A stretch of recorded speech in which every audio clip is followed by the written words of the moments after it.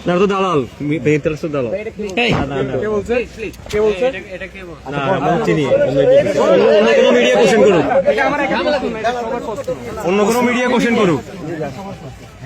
সবার প্রশ্ন না, শোনেন, আপনারা যারা মিডিয়া কর্মী, আমি আপনাদেরকে একটা জিনিস বলি, আপনারা কখনো মিডিয়া মানে পক্ষের আছে আলাপটা হইতেছে, এটা আজকে থেকে 1 বছর আগের আলাপ, 10 মাস আগের আলাপ।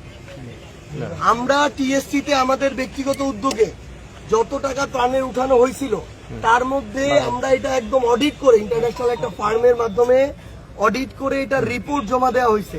যে কয়েকটা ছিল পাই টু পাই টাকা ত্রাণ মন্ত্রণালয়ের যে ফান্ড সেখানে আমরা জমা দিছি, ঠিক এই কারণেই, কারণ আমার এই লজিস্টিক্স নাই, আমার এই ম্যান পাওয়ার নাই। আমি আজকে থেকে 1 বছর আগের কথা বলতেছি, অগাস্ট সেপ্টেম্বরের কথা। লজিস্টিক্স নাই, ম্যান পাওয়ার নাই, আমি যে এখানে কাজ করব আমার একটা জেলায় স্ট্রাকচার নাই, আমার এর আগে এই কাজ করার অভিজ্ঞতা নাই, তাহলে আমি যদি এই টাকাগুলো, আমার তো অ্যাবিউজ হয়ে যাইতে পারে। তো আমি কি করব যেন প্রপার ইউজ হয়। এই প্রপার ইউজটা হওয়ার জন্য আমরা ওইখানে দিচ্ছি, কারণ তাদের জনবল আছে, সরকারের ওই জায়গায় দিচ্ছি। আমরা যদি অন্তর্বর্তীকালীন সরকারের একটা মন্ত্রণালয়ের উপর আস্থা না রাখবো তাহলে কার উপর রাখবো? এটা তো আওয়ামী লীগের মন্ত্রণালয় না, এটা ডক্টর ইউনূসের অভ্যুত্থান পরবর্তী সরকারের মন্ত্রণালয়। তো আমরা সেখানে দিচ্ছি যেন এটার প্রপার ইউজ হয়। তার জনবল আছে, তার অফিস আছে, তার ইনফ্রাস্ট্রাকচার আছে, তার চেইন অফ কমান্ড আছে। প্রত্যেকটা টাকা পাই টু পাই অডিট করে বুঝাই দেওয়া হয়েছে। এখন প্রশ্নটা এটা কাকে করবেন?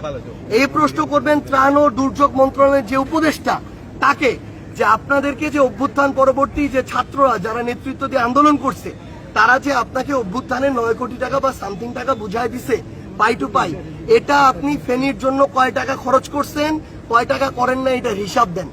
যদি কম করে থাকে তার বেশি, আপনারা সামনে আরো পরিস্থিতি খারাপ হতে পারে। এইটার জন্য লজিস্টিক সাপোর্ট যা যা তৈরি করা দরকার এটা আপনারা আপনাদের জায়গা থেকে বুঝে নেবেন। আমরা আপনাদেরকে অনুরোধ করবো, আপনারা যারা ফেনীর মিডিয়া ভাই আছেন, সচেতন নাগরিক সমাজ আছেন, আপনারা ত্রাণ মন্ত্রণালয়ের উপদেষ্টার কাছে এটা যাবেন। আমরা অলরেডি আমাদের ফেনীর যারা কেন্দ্রীয় ভাই শেষ করি, ফেনীর যারা কেন্দ্রীয় কমিটির আছে তাদেরকে এই দায়িত্ব দিছি।